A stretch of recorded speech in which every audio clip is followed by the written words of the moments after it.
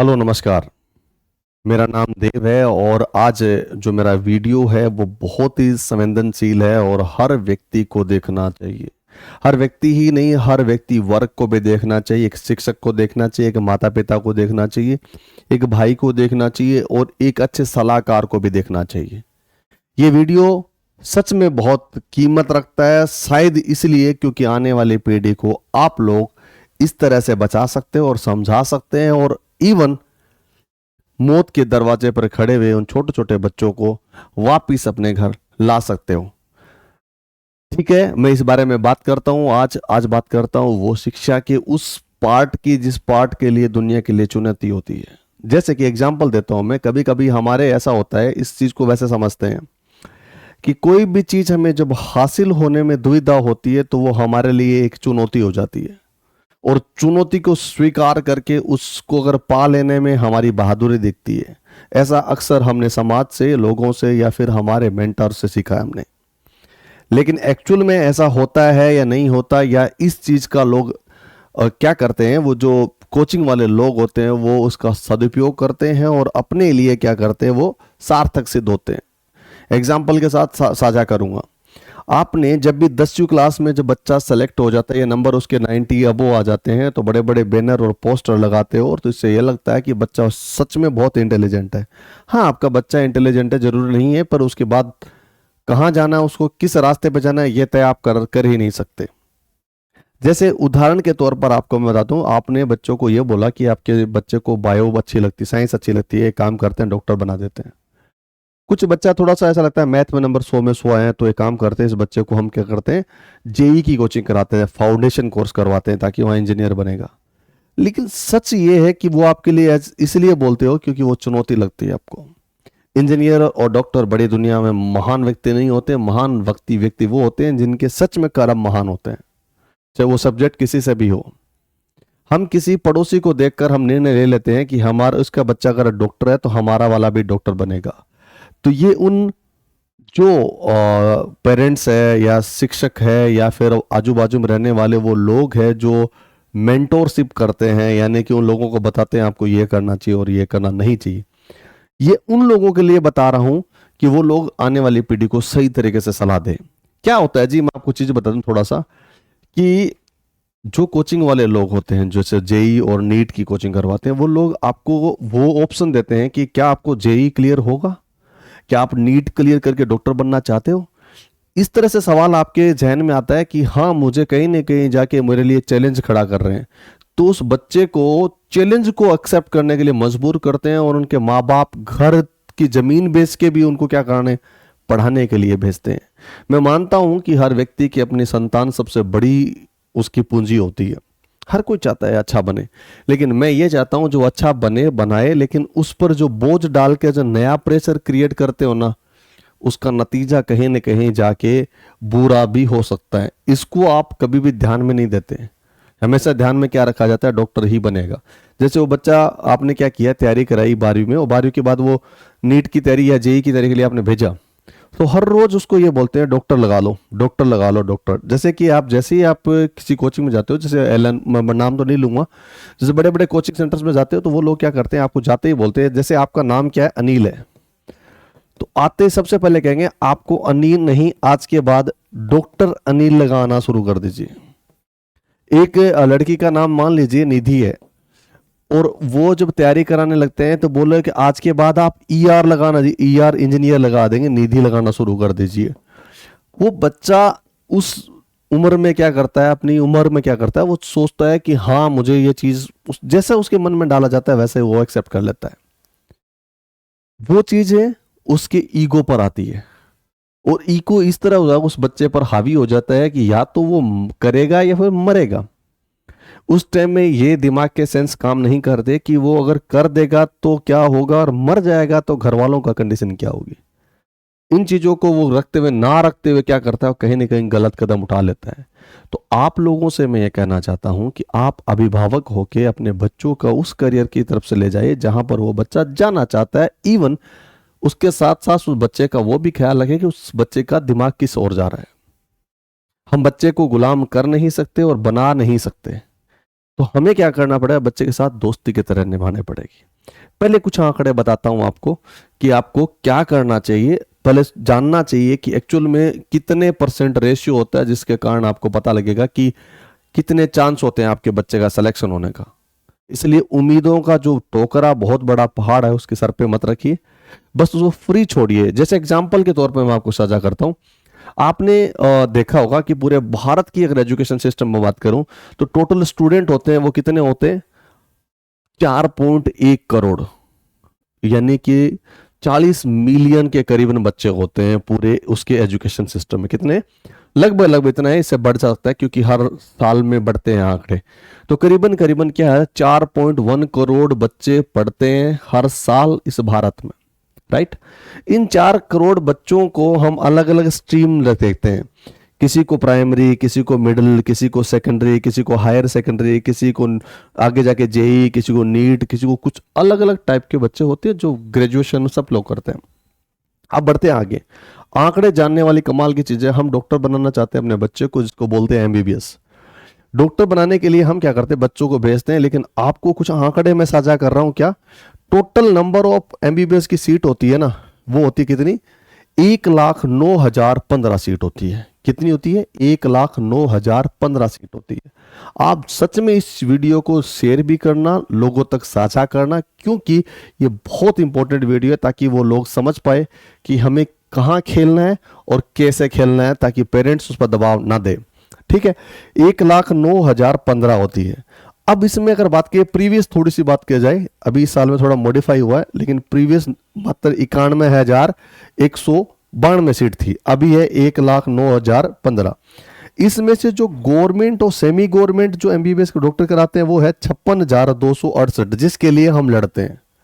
जो बच्चे वो जाते हैं ना तैयारी करने के लिए, जो मैक्सिमम बच्चे तैयारी करने जाते हैं वो किसके लिए जाते हैं, इस सीट के लिए, 56,268। और प्राइवेट सेक्टर की बात करें अगर तो 51,880 सीट्स हैं, जिसमें आप क्या कर सकते हो, डॉक्टरी कर सकते हो, एमबीबीएस की तैयारी कर सकते हो। और एमबीबीएस के में क्या होगा बाद में इसमें कि हाँ डॉक्टर बनोगे। डॉक्टर बनने के बाद भी आपको आगे जाकर बहुत प्रोसेस होती है, लेकिन मैं इस पर आपको डिमोरलाइज नहीं कर रहा हूं, मैं आंकड़े बता रहा हूं ताकि आप इन चीजों को समझ पाओ। अब समझ रहे हो मेरी बात, यानी कि 1,09,015 सीट है टोटल, इसमें 56,268 है, 51,800 प्राइवेट है। अगर इन्हीं आंकड़ों के आगे बढ़ के देखते हैं, क्या जो नीट है ना, नीट, जिस नीट के बारे में पेपर देते हैं, वो ऑफर करती है एमबीबीएस के लिए सीट के लिए कितनी, 48,012, यानी 48,012 सीट ही देती है नीट। 48,012 मतलब सीट देने का मतलब पता है आपको क्या है। अब सुनिए असली आंकड़ा जो मैं बताना चाहता हूं। जो पार्टिसिपेंट है, यानी कि जो नीट का पेपर दिया, वो बच्चे कितने थे पता है, आपका होश उड़ जाएंगे आपको जानते हुए, 20,87,462 बच्चे थे। कितने, 20,84,762 बच्चों ने पेपर दिया, किसका, नीट का। और नीट में सीट कितनी चाहिए, मात्र 1 लाख, वो है कौन, गवर्नमेंट और प्राइवेट दोनों मिला के। तो हमारा टारगेट नीट का है। इस नीट में से अगर बात की जाए कितना, इसको अगर डिवाइड किया जाए इसके साथ में, तो पता है कितना आता है, 0.0% चांस होते हैं आपके बच्चे का डॉक्टर चुनने में। सिर्फ एमबीबीएस करने में आपका चांस होता है कितना, 0.02। उस पर भी हम बच्चे पर इतना प्रेशर डाल देते हैं कि अगर जेई आपका नीट नहीं हुआ तो इसका मतलब आप डॉक्टर नहीं बनोगे, और आप फेलियर हो, समाज के साथ लड़ नहीं सकते, आप मुंह दिखाने लायक नहीं हो, इस तरह से आप बातें करते हो, और उसका नतीजा कुछ और होता है। अब बात नीट की नहीं है, मैं बात दूसरे भी एंगल में कर लेता हूं। क्या, अगर बात की जाए इसमें फटाफट आईआईटी जेई की बात करता हूं। आईआईटी जेई में आपने नाम सुना होगा, आईआईटी जेई का मतलब एक चीज और बताता हूं। क्या, उसमें टोटल नंबर ऑफ सीट्स होती है ना जेई की, वो होती है 23,954, यानी 23,954 सीट्स ही होती है टोटल मिला के। और वो सीट भी आईआईटी की नहीं होती, वो किसकी होती है, 17,385 सीट है वो आईआईटी के लिए होती है, और 7,746 सीट होती है वो एनआईटी की होती है। मेरी बात समझ पा रहे हो, टोटल मिला के 23,954 बच्चे सेलेक्ट होते हैं। उनमें से अगर बात की जाए 17,385 को आईआईटी मिलती है, और 7,746 को मिलती है एनआईआईटी। एनआईटी मिलता है, एनआईटी मिलने के बाद टोटल आप ये कहोगे कि कितने बच्चे उसमें पार्टिसिपेट करते हैं फिर? तो आपको भी यही होश उड़ाने वाली बात है क्या? 11,22,000 यानी 11,22,000 पार्टिसिपेंट होते हैं जेई के एग्जाम में। और जब एग्जाम में पास होते हैं तो ये नहीं, एक बात करता हूं मैं, इसका आंकड़ा इसके साथ डिवाइड करोगे तो आपका बैठता है कितना? 0.02। अगर उसी को अगर बात की जाए क्या, अगर उसके साथ मिलाए किसके साथ? 17,385, तो उसका आंकड़ा बढ़ जाता है 0.01 के पास होता है। यानी उसको आईआईटी मिलने के चांसेस 0.0102 के दशमलव में होता है। यानी कि उस बच्चे का चांसेस, ये मान के चलिए 1000 बच्चा आएगा तो एक बच्चे का सिलेक्शन होना चांस है। उसमें हम बच्चे पर इतना प्रेशर डाल देते हैं कि वो बच्चा सच में अपने जीवन को पता क्या होता है, मरने और जीने के नाम पर कर देता है। तो शायद हम पढ़ाई कम करा रहे हैं और बच्चे पर प्रेशर ज्यादा दे रहे हैं, उसका नतीजा कभी न कभी ऐसा होता है। आपने कभी नाम सुना होगा, कोटा के अंदर बहुत सारे स्टूडेंट्स होते हैं। आपको अगर आंकड़े बता दूं मैं, तो टोटल मिला के कम से कम हर साल उन बच्चे होते हैं 2.5 लाख बच्चे, 2.5 लाख बच्चे नए बच्चे आते हैं जो किस में होते हैं? कोटा के अंदर होता है। एक एलन कोटा है, वो भी 1.25 लाख बच्चे लेके बैठा होता है। कितने? 1.25 लाख बच्चे पढ़ाते हैं। यानी इतने बच्चे एस्पिरेंट होते हैं। कितनी? 23,954 सीट वो है, 1 लाख वो सीट है इसकी तैयारी के लिए। टोटल मिला के बात करूं तो मैं 31 लाख से ऊपर बच्चे पेपर देते हैं। राइट? अब सुनिए मेरी बात। इतना मैं इसलिए बता रहा हूं क्योंकि अभी रिसेंटली में घटना आई थी, एक बच्ची थी जो गुड़िया थी जिसने नीट की तैयारी कर रही थी। वो नीट की तैयारी में आपका सिलेक्शन का नहीं हुआ, तो वो क्या किया उन्होंने, देखिए आप इस बात को पढ़ोगे तो बहुत दिल दहलाने वाली चीज है और मार्मिक पल है। क्या होता?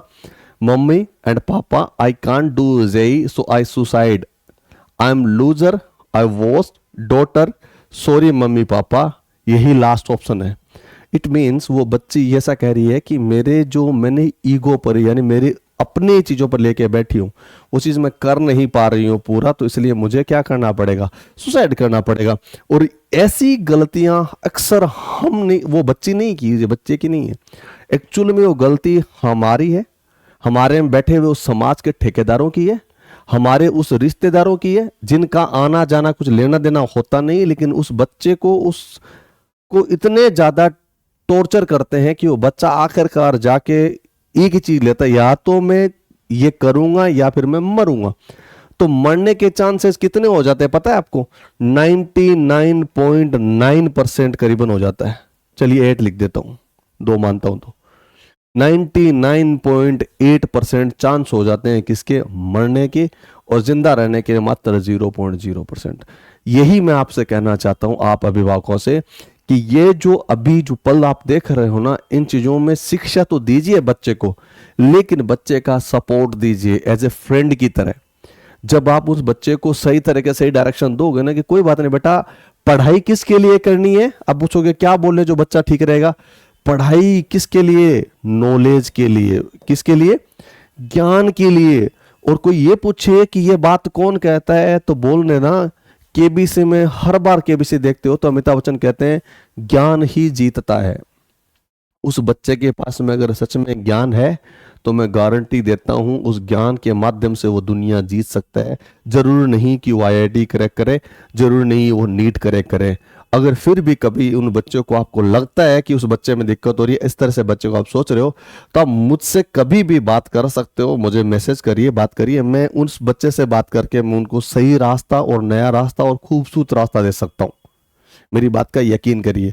लेकिन आप लोगों से, आप सभी अभिभावक और उनके जो जितने अच्छे वेल विशर है, उन लोगों को कहना चाहता हूं कि इन बच्चों को मोटिवेट करिए। कहिए आप सिर्फ जेई और नीट इसलिए पढ़िए क्योंकि सब्जेक्ट का नॉलेज होना चाहिए, बाकी हम देख लेंगे।